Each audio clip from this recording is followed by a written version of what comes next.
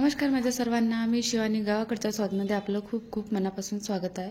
तर आज मी तुमच्यासोबत शेअर करत आहे अगदी कुरकुरीत आणि झटपट बनणारा छोट्या मोठ्या भुकेसाठी लागणारा नमकीन चिवडा म्हणजे जाड पोह्याचा चिवडासुद्धा बनवत आहे आज। तर त्यासाठी काय करायचं, अगोदर तेल छानपैकी गरम करायचं आणि त्यामध्ये मी काजू फ्राय करून घेतलेले आहे। तर तुम्हाला जितके आवडत असेल ना तितकं टाकायचं। काजू बदाम वगैरे जे इन्ग्रेडियंट आहे ते सर्व तुमच्या गरजेनुसार तुम्हाला जितकं आवडत असेल कमी जास्त करू शकता।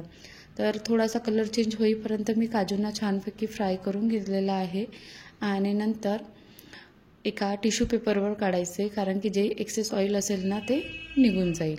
नंतर बदामसुद्धा मी फ्राय करून घेतले। बदामला अगोदर थोडंसं बीचमधनं कट करून त्याचे 2 पार्टमध्ये डिवाईड केलं आणि बदामला सुद्धा मी फ्राय करून घेतलेला आहे थोडासा कलर चेंज होईपर्यंत।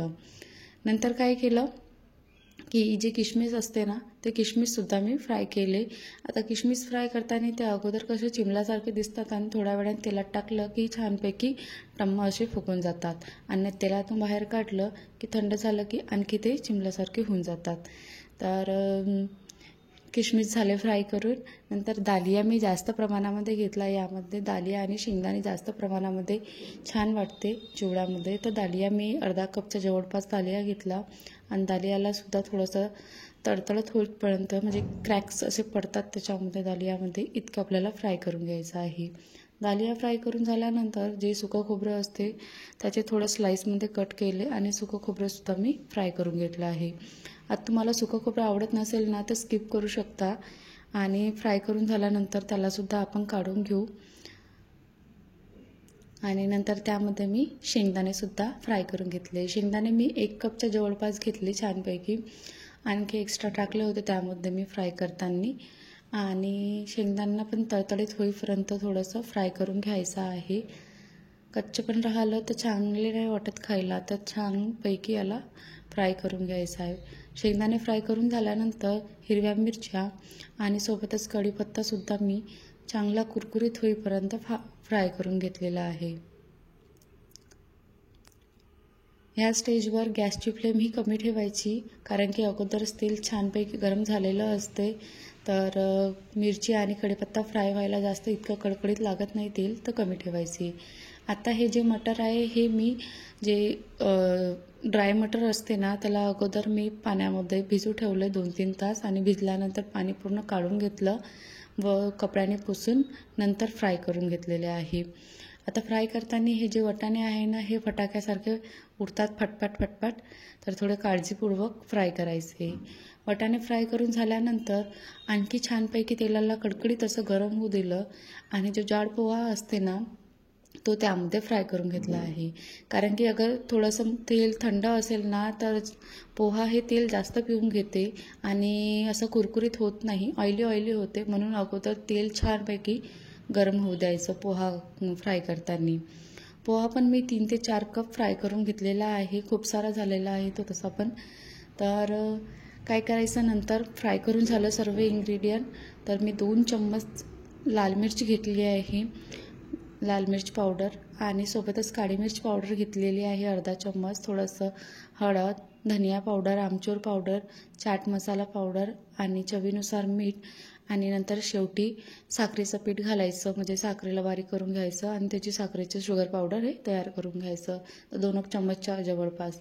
आता हे सर्व काय करायचं, मिक्स करून घ्यायचं अगोदर आणि नंतर मी पोहा जास्त होता तर 2 पार्टमध्ये डिवाईड केला आणि नंतर जे फ्राय केलेल्या वस्तू आहे जसं शेंगदाणे वगैरे दालिया वगैरे हे सर्व थोडं थोडं टाकलं, अर्धा याच्यामध्ये टाकलं आणि अर्धा त्यामध्ये टाकलं। आता अगोदर मी काही थोड्या प्रमाणामध्ये इथे टाकलं आहे आणि नंतर त्यावर पोहा टाकला बाकीच्या आणि उरलेलं जे फ्राय केलेल्या वस्तू आहेत त्यासुद्धा त्यामध्ये पूर्णपणे टाकून घेतल्या आणि नंतर त्यावर पोहा टाकला व सर्व अगोदर मिक्स करून घ्यायचं आहे। खूप मस्त वाटते हा चिवडा, कधी पण आणि झटपट बनवायला तितकं असं खूप वेळ लागत पण नाही आणि तुम्हाला जितक्या प्रमाणामध्ये बनवायचा असेल ना कमी जास्त तितक्या प्रमाणामध्ये बनवू शकतो आपण। आता हे सर्व अगोदर मी फ्राय केलेल्या वस्तू मिक्स करून घेते आणि नंतर जो बनवलेला मसाला आहे ना तो त्यावर टाकते आता अगोदर समजा तुम्हाला अगर बरोबर मिक्स करता नाही येत असेल ना, तर अशा पद्धतीने थोडं खालवर करून मिक्स करायचं. आणि जो बनवलेला मसाला आहे ना, तो त्यामध्ये थोडा थोडा करून टाकत आहे मी. आणि जसं तर 2 चम्मच टाकला, 2 चमच्याचा बाद मी अगोदर याला मिक्स करून घेते थोडं खालवर आणि नंतर बाकीचा मसाला टाकते.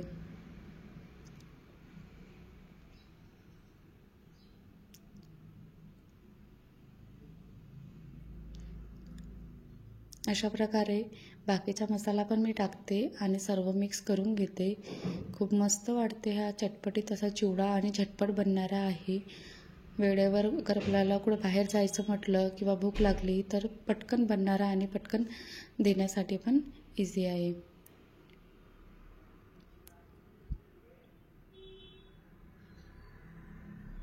अशा प्रकारे चिवडा मिक्स करून झाला. आता प्लेटमध्ये सर्व करते आणि खाऊन बघते की कसा झाला आहे. कमी जास्त असेल ना तिखट मीठ वगैरे तर गरम गरम असते. आता ह्या स्टेजवर चिवडा जो आहे ना, तो थोडा गरम असते, थोडंसं तेल असते त्यावर. तर कमी जास्त असेल ना तिखट मीठ वगैरे तर टाकून द्यायचं, म्हणजे बरोबर त्या चिवड्याला लागून जाते. अशा पद्धतीने आजचा नमकीन चिवडा तयार झालेला आहे. कशी वाटली तुम्हाला आजची रेसिपी माझी? आवडली असेल तर कमेंटमध्ये सांगा आणि माझ्या चॅनलला सबस्क्राईब करायला विसरू नका. थँक्यू.